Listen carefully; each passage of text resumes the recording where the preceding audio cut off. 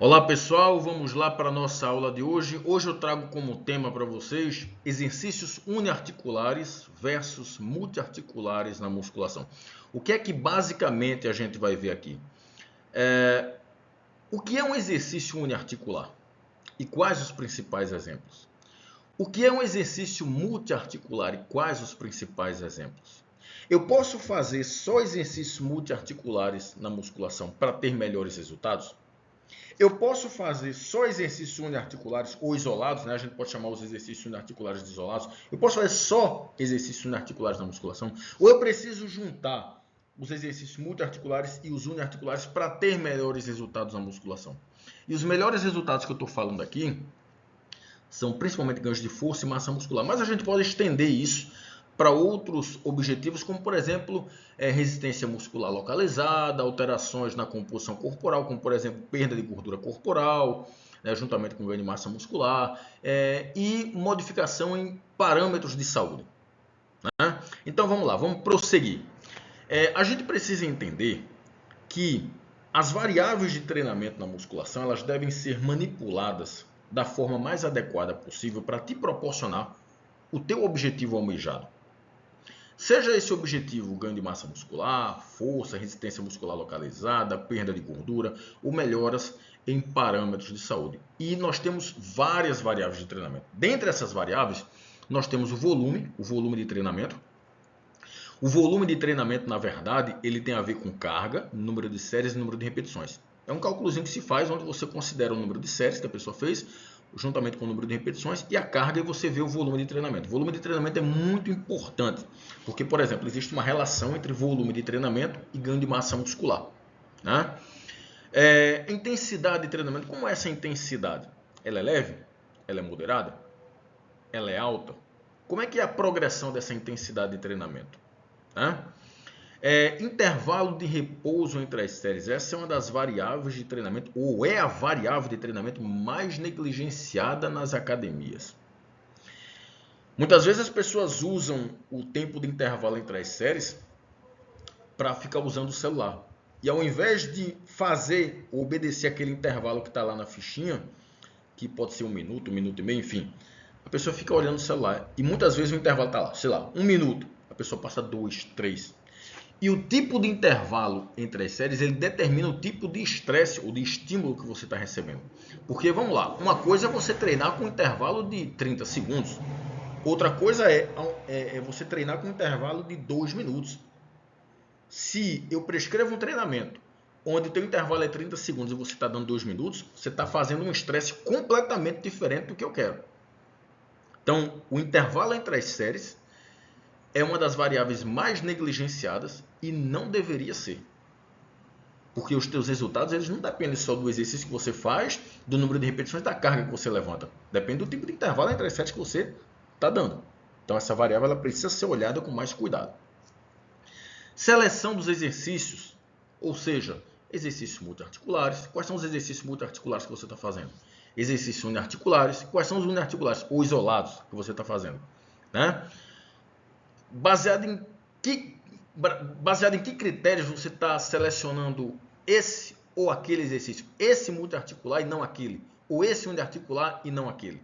Né? Seleção de exercícios também é uma das variáveis bem importantes nos treinamentos de musculação. Tipo de contração muscular. Aí você tem a concêntrica, a excêntrica e a isométrica. Velocidade de execução. Como é que é essa velocidade de contração?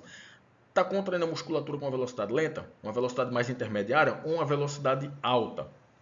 Né? Velocidade também geralmente é outra variável um pouco negligenciada. Menos do que o intervalo entre as séries e entre os exercícios, mas bem negligenciada. As pessoas deveriam dar mais atenção a isso. Ordem dos exercícios. Como é que você treina em relação à ordem? Você treina primeiro os multiarticulares e depois vai para os isolados? Ou você treina primeiro os isolados e depois vai para os multiarticulares? Dependendo da ordem de exercício que você faz na tua sessão de treinamento, a tua resposta pode ser uma ou outra.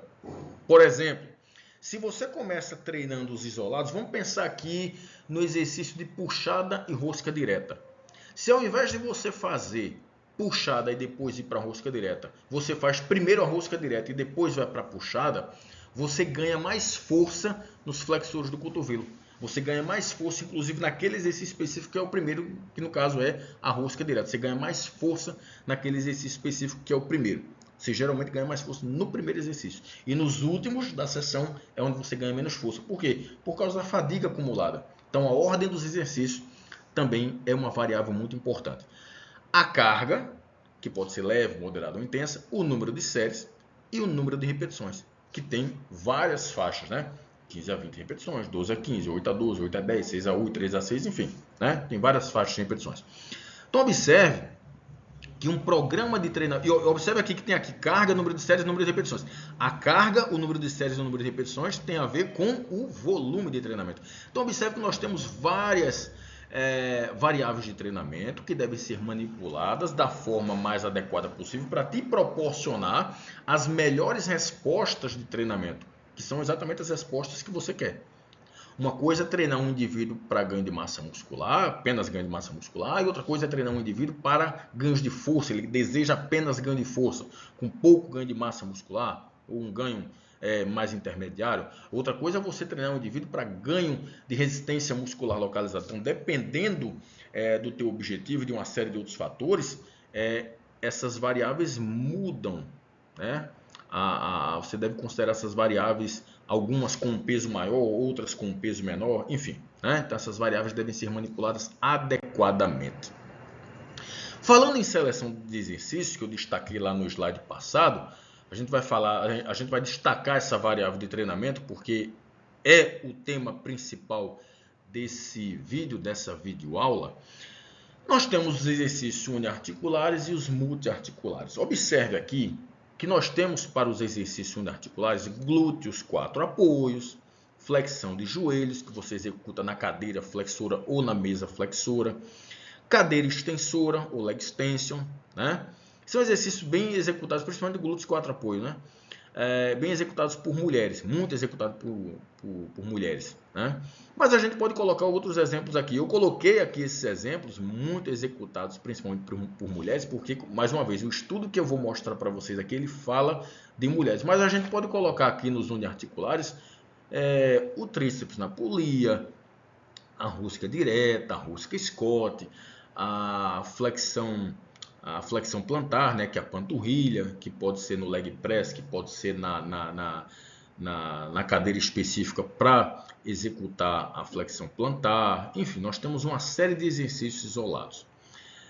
Para os multiarticulares, nós temos agachamento, leg press, afundo, mas nós temos também o supino, todos os supinos, né, o reto, o inclinado, o declinado, a puxada, a remada, enfim, uma série de exercícios multiarticulares. Exercício uniarticular. O que seria um exercício uniarticular?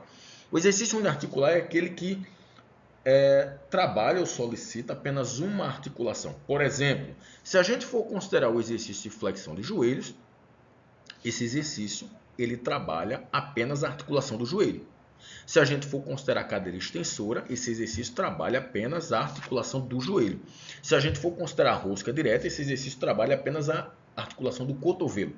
Já os exercícios multiarticulares, eles trabalham várias articulações. Por exemplo, se a gente for considerar aqui o agachamento ele trabalha quadril, joelho e tornozelo. A mesma coisa o leg press, a mesma coisa o afundo. Se a gente for considerar o supino trabalha pegaria a articulação do ombro, cotovelo e punho.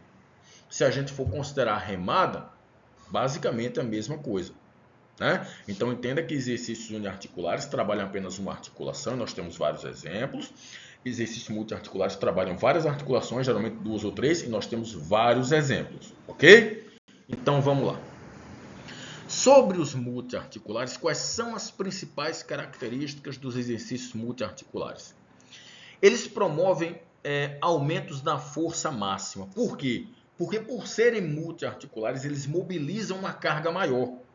Por exemplo, o supino, uma puxada, um agachamento, leg press, né? Você não pega no leg press, ou melhor, você não pega na cadeira extensora exatamente o mesmo peso que você pega no leg press. Você pega muito mais no leg press exatamente porque no leg press você está usando várias articulações, quadril, joelho e tornozelo. Então você mobiliza mais carga, né? Então, são ótimos exercícios para promover maiores aumentos na força máxima.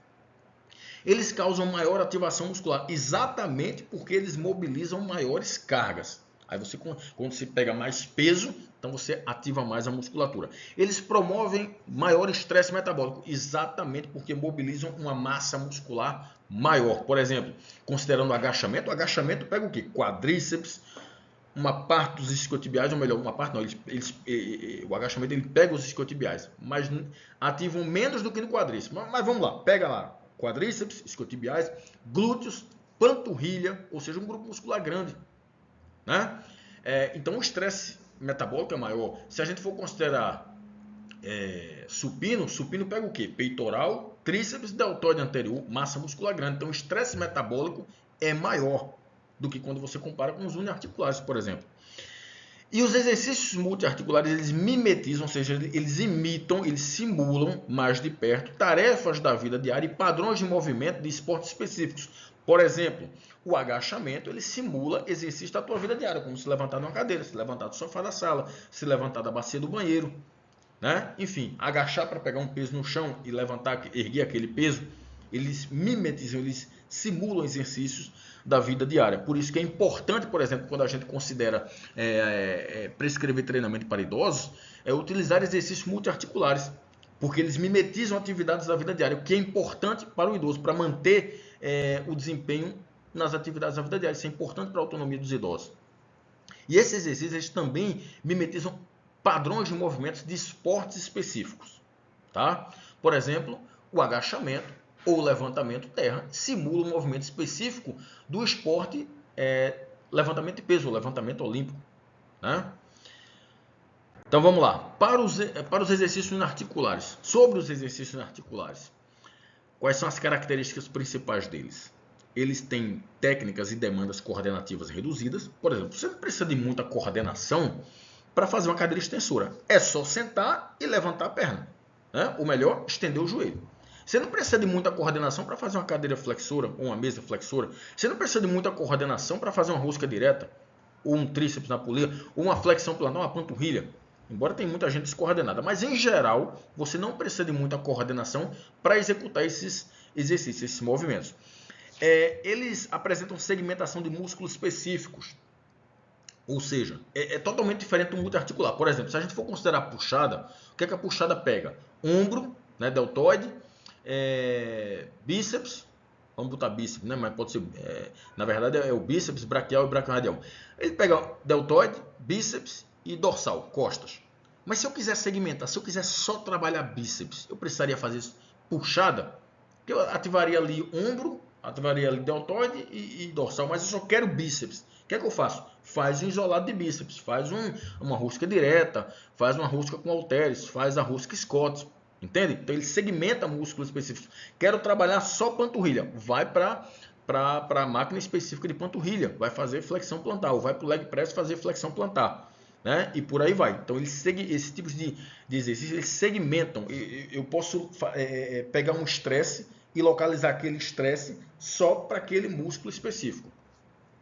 E esses exercícios eles são muito importantes para a correção de desequilíbrios entre grupos musculares. Exemplo, você vai fazer a puxada frente, mas você não consegue evoluir muito na puxada, você não consegue aumentar muito a carga ou fazer mais repetições do que você gostaria de fazer, porque na verdade não é nem que o teu dorsal é fraco, é o teu bíceps que está bem mais fraco do que o teu dorsal. Então, o bíceps seria um limitador ali, é o limitador para que você não consiga melhorar o desempenho naquele exercício. Então, seria interessante aumentar a força muscular do bíceps para que você tenha um melhor desempenho na puxada. Como é que você aumenta a força só do bíceps? Vai fazer exercícios localizados só para o bíceps. Rosca direta, rosca com halteres, rosca Scott, por aí vai. Tudo bem? Vamos prosseguir. Um estudo do Paulo Gentil, no ano 2015, publicado há 10 anos atrás, ele comparou dois tipos de exercícios. A puxada à frente, que é um exercício multiarticular, e a rosca direta, que é um exercício uniarticular. Ele colocou essas pessoas para fazerem 10 semanas de treinamento, que dá 2 meses e meio, e ele verificou que houve aumentos similares na força dos flexores do cotovelo. Quais são os flexores do cotovelo? Quando a gente fala em flexor do cotovelo, a gente pensa só em bíceps, né? Mas não é não, é bíceps, braquial e braquiorradial. Então eles verificaram que tanto o grupo que treinou só com a puxada à frente, quanto o grupo que só treinou com rosca direta, esses dois aumentaram de forma similar a força dos flexores do cotovelo, né? O que faz com que... E aí o Paulo Gentil disse que não seria não é que é proibido, mas não teria tanta necessidade de você executar os exercícios isolados, como por exemplo rosca direta. Você até pode executar sua rosca direta, mas você vai ganhar força de uma forma semelhante se você fizer a puxada, com a vantagem de, além de você ganhar força nos flexores do cotovelo, semelhantemente a fazer apenas rosca direta, você também ganha força no deltóide, você ganha força no dorsal. Essa é a vantagem. Você trabalha mais músculos, tá? Então não houve diferença aí entre fazer um multiarticular e um uniarticular, que os ganhos de força foram semelhantes. No entanto, esses estudos que mostram que não há diferença entre você fazer multiarticular ou só uniarticular, eles têm limitações que comprometem os resultados desses estudos. E aí fica complicado a gente emitir conclusões, falar conclusões para as pessoas ou utilizar essas conclusões na prática clínica, né? Na prática diária, né? Das academias. E essas limitações são basicamente o seguinte: o estudo do grupo do Augustsson, em 98, né, no final da década de 90 ali, ele excluiu avaliações da força dinâmica nos uniarticulares, nos exercícios isolados. Já o grupo do Antônio Paoli, lá da Itália, em 2017, ele fez um número diferente de repetições para os uni e multiarticulares. Então, no final das contas, isso são limitações que comprometem os resultados desses estudos, né? Então não dá para a gente dizer assim com muita segurança, não, tanto faz tu fazer só multiarticular ou só uniarticular, que no final das contas os resultados vão ser semelhantes. Os estudos que dizem isso, eles têm limitações importantes. Por exemplo, o estudo do grupo do Gonçalves, que foi publicado em 2019, ele fez um desenho contralateral, ou seja, ele exercitou uma perna usando um multiarticular e a outra perna usando um uniarticular. Isso é uma limitação importante. Então, essas limitações, essas 3 limitações, por exemplo, que eu mostrei para vocês, fazem com que a gente não possa afirmar de uma maneira muito categórica que tanto faz fazer só multiarticular ou só uniarticular, que os resultados vão ser semelhantes, né? Nós temos limitações importantes, né? Por exemplo, vamos lá. O exercício de leg press, o que é que o leg press trabalha? O leg press, ele trabalha os extensores do joelho, no caso quadríceps, e os extensores do quadril, no caso os glúteos, né? Se eu quiser, e ao invés de eu fazer leg press e trabalhar isso, se eu quiser trabalhar só os extensores do joelho, só o quadríceps, o que é que eu faço? Faz só cadeira extensora, você isola, certo? Se eu quiser trabalhar só os extensores do quadril, o que é que eu faço? Isola. Vou fazer o quê? Glúteos 4 apoios, certo? Mas se ao invés de isolar, eu quiser trabalhar esses dois num combo só, num exercício só, o que é que eu poderia fazer? Leg press, agachamento, afundo e por aí vai, né?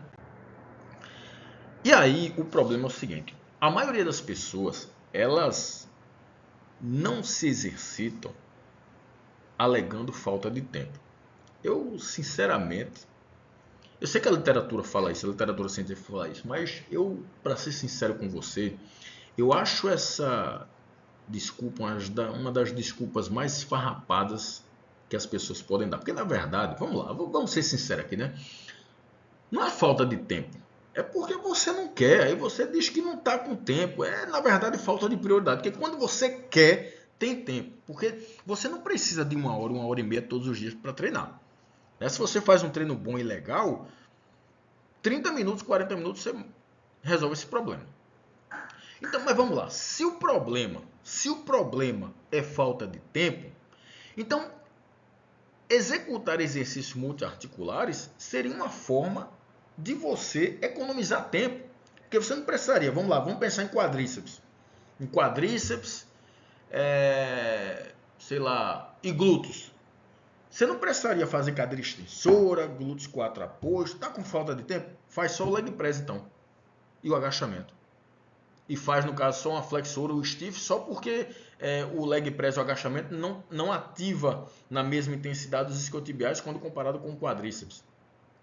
Mas se a questão é falta de tempo, faz logo um multiarticular. Se a questão é falta de tempo, ao invés de você fazer puxada, elevação lateral ou frontal e rosca direta para trabalhar dorsal, deltoide e bíceps, faça só a puxada, porque você pega os três de uma vez só. Dorsal, deltoide e bíceps. Se a questão é falta de tempo, ao invés de você fazer supino e tríceps isolado no cabo, faça só supino, porque ali você pega peitoral, deltoide anterior e tríceps numa cacetada só. Então, usar os multiarticulares seria uma solução para quem não se exercita, não faz musculação, alegando falta de tempo. No entanto, nós temos poucos dados disponíveis mostrando a efetividade de treinar usando apenas os exercícios multiarticulares para ganhos ótimos em força e massa muscular. Nós temos poucos dados e muitos estudos que nós temos têm limitações importantes que comprometem esses resultados. Então, até o momento, o que eu posso dizer para vocês é o seguinte: use os multiarticulares, claro, mas use também os uniarticulares isolados. Né? Mas vamos lá, deixa eu adiantar para vocês aqui. O estudo que eu trago para vocês hoje, esse estudo aí, ele foi publicado na PLOS ONE. Foi um estudo publicado em 2020, inclusive essa videoaula é a última videoaula onde eu apresento estudos que foram publicados há 5 anos atrás. A partir da próxima, daqui a algumas semanas, os estudos já são de 2024 para cá. Esse estudo ele foi publicado por pesquisadores noruegueses e ele é intitulado Especificidade de Treinamento, realizando exercícios resistidos uni versus multiarticulares em mulheres fisicamente ativas. Foi um ensaio controlado randomizado. O que foi que esse estudo fez? Ele pegou 53 mulheres jovens fisicamente ativas, né, que não faziam musculação, mas eram fisicamente ativas, tá? Desculpa. E dividiu essas mulheres em 3 grupos. Um grupo era o grupo uniarticular, ou seja, só fazia exercícios isolados. O outro grupo era o grupo treinamento multiarticular, ou seja, só fazia exercícios multiarticulares. E o outro grupo era o grupo controle, não fazia nada. Quais foram os exercícios usados no estudo? Leg press, cadeira extensora e glúteos na máquina. Explico mais adiante, tá? Vamos lá. Elas treinaram 2 a 3 vezes por semana. Na verdade, começaram treinando 2 vezes por semana e, na medida que as semanas foram passando, os pesquisadores aumentaram para 3 vezes por semana. 8 semanas de intervenção, isso dá 2 meses, né? Elas fizeram as sessões supervisionadas, o que é muito importante para melhores resultados na musculação, no que diz respeito a ganhos de força e massa muscular. Os estudos já mostram isso, né? Treinar de forma supervisionada melhora os teus resultados. E aí o que acontece? O grupo de mulheres que treinou uniarticular, elas fizeram o quê? Glúteo na máquina e cadeira extensora, só.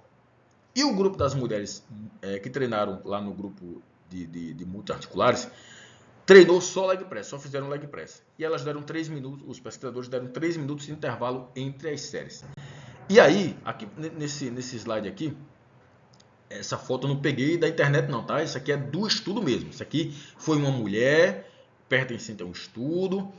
O leg press foi exatamente esse, foi o leg press horizontal, né? A cadeira extensora foi exatamente essa e o glúteos 4 apoios, ou melhor, o glúteos na máquina foi exatamente esse. Essa aqui, né?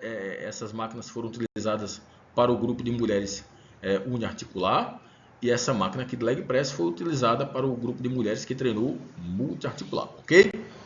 Aqui você observa a progressão de treinamento. Foram 8 semanas, isso dá 2 meses. Elas começaram treinando 2 vezes por semana, tá vendo? Quando chegaram na 6ª semana, aumentaram para 3 vezes. Na 8ª semana, eles reduziram, tá? Tanto a frequência semanal quanto o número de séries. Aumentaram mais o número de repetições, enfim. Aqui você vê o número de séries, né? Começaram com 3 séries, depois na 4ª semana já aumentaram para 4 séries. Número de repetições, começaram com 10 repetições e na 4ª semana já diminuíram para 8, né? Porque aumentou a carga, né? Aí na medida que eles iam aumentando a carga, iam diminuindo o número de repetições. Então começaram com 10, reduziram para 8, depois 6. Né? Aqui o número de repetições por sessão e o número de repetições por semana. Beleza? Vamos lá. Quais foram os resultados? Esse aqui, vamos lá. Aqui você vê as alterações na força de 6 RM, não é na força de 1 RM, é na força de 6 RM para o grupo de mulheres multiarticulares, que é essa torrezinha preta, e o grupo de mulheres uniarticulares, que é essa torrezinha cinza. Aqui você tem o exercício leg press, aqui glúteos na máquina e aqui cadeira extensora, tá? E o grupo controle é essa de branco aqui, tá? Desconsidera o grupo controle. Observe que a força no leg press aumentou muito mais no grupo multiarticular do que no grupo uniarticular. O grupo de mulheres que treinou cadeira extensora e glúteos na máquina ganhou força no leg press? Ganhou. Mas o grupo das mulheres que treinou leg press ganhou muito mais. Para o exercício de glúteos na máquina, quem mais ganhou força aqui foi o grupo de mulheres que treinou uniarticular. A mesma coisa a cadeira extensora. Quem ganhou mais força foi o grupo de mulheres que treinou uniarticular, ou seja, cadeira extensora e glúteos na máquina. O que é que tu observa olhando esse gráfico aqui? De uma forma geral, o que é que a gente pode dizer? Que houve uma coisa chamada especificidade de treinamento, ou seja, as mulheres que treinaram multiarticulares ganharam mais força no multiarticular. E as mulheres que treinaram nos uniarticulares ganharam mais força nos uniarticulares. Isso é especificidade de treinamento. Você ganha mais força naquele exercício que você mais treina. Então, por exemplo, deixa eu dar um exemplo para vocês aqui. Se a gente for considerar, por exemplo, o exercício de puxar da frente. O que é que puxar da frente solicita? Deltoide, bíceps, né? Braquial e braquioradial, ou seja, flexor do cotovelo e dorsal, né? E a barra livre. Utiliza quais exercícios? Quais grupamentos musculares? Os mesmos da puxada. Mas tu concorda comigo que se tu não treina barra, teu desempenho na barra livre é menor? Quando você... Vamos pensar aqui que você está 2 anos sem fazer barra. Você vai fazer barra lá, você só faz puxada à frente. Você vai fazer barra, você até faz, sei lá, faz 4 repetições. Se você quer melhorar o desempenho na barra, você não tem que fazer o exercício puxado à frente, embora o grupo muscular seja semelhante. Você tem que fazer barra. A partir do momento que você faz barra livre, você melhora o teu desempenho na barra. Porque a questão não é só o grupo muscular solicitado, é especificidade de treinamento. Então, quer melhorar a barra, quer melhorar o desempenho na barra, vai fazer barra. A mesma consideração a gente pode levar para a flexão do cotovelo, apoio de frente. Mesmo você fazendo supino, é diferente de fazer o apoio de frente. É diferente de fazer o marinheiro na flexão de cotovelo, né? Flexão de braço. Então, isso é chamado de especificidade de treinamento. Se você quer melhorar o desempenho num exercício específico, treine aquele exercício específico. Então, vamos para as conclusões desse estudo aqui. São basicamente 4 conclusões. Se não me engano, são 4 conclusões. A primeira, a força melhorou em todos os exercícios testados, provando ser alterada numa maior magnitude pelo treinamento de exercícios específicos. Todos os exercícios melhoraram a força. Você vai ganhar, tá treinando força, você vai ganhar força. Só que o ganho de força que acontece numa maior magnitude acontece para aquele exercício específico que você está treinando. Então, o pessoal do grupo uniarticular também ganhou força no leg press. Porque eles treinaram força, eles estimularam a musculatura. Mas tu concorda comigo que quem treinou no multiarticular, ou seja, quem treinou no leg press, ganhou mais força no leg press? Isso é especificidade de treinamento. Certo? Segunda conclusão, os resultados podem indicar especificidade de treinamento para ambos os exercícios. Já falei isso aqui, né? Terceira conclusão, o estudo sugere que melhoras na força em todos os exercícios testados podem ser alcançadas pela realização do treinamento com exercícios multi ou uniarticulares, certo? O estudo sugere que melhoras na força em todos os exercícios testados podem ser alcançados pela realização do treinamento com exercícios uni ou multiarticulares. Você pode melhorar a força treinando multi ou uniarticular, você vai ganhar força. Só que a magnitude do ganho vai acontecer para o exercício que você está treinando especificamente. Se você treina cadeira extensora, você vai ganhar força no leg press, porque você está trabalhando quadríceps, você está estimulando quadríceps.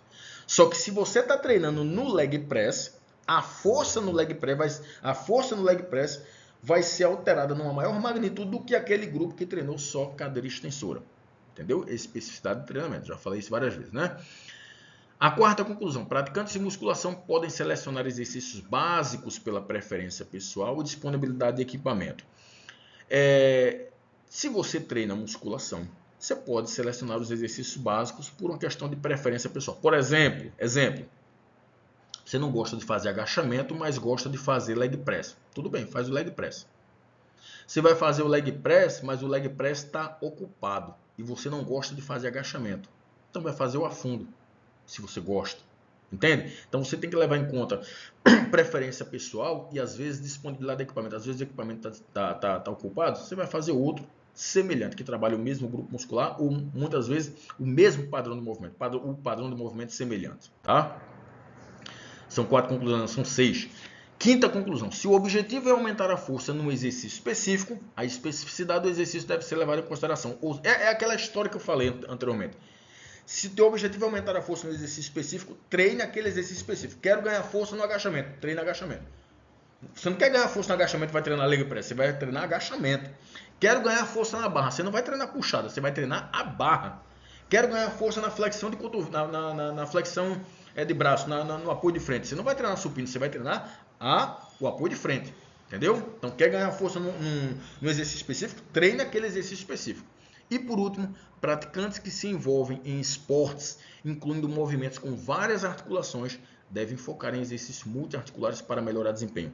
Se você é atleta de elite, ou não precisa ser atleta de elite não, mas se você é atleta de uma modalidade esportiva específica, o teu foco no treinamento da musculação deve ser em exercícios multiarticulares, agachamento, leg press, afundo, búlgaro, que mais aqui? Levantamento terra, supino, puxada, remada e por aí vai. Ok? Então eu espero ter contribuído. Um abraço a todos. Eu espero que você tenha gostado dessa aula. Se você não está inscrito no canal, se inscreve no canal. Aproveite, curta, comente e compartilhe, se puder. Eu espero ter contribuído. Um abraço a todos e até mais.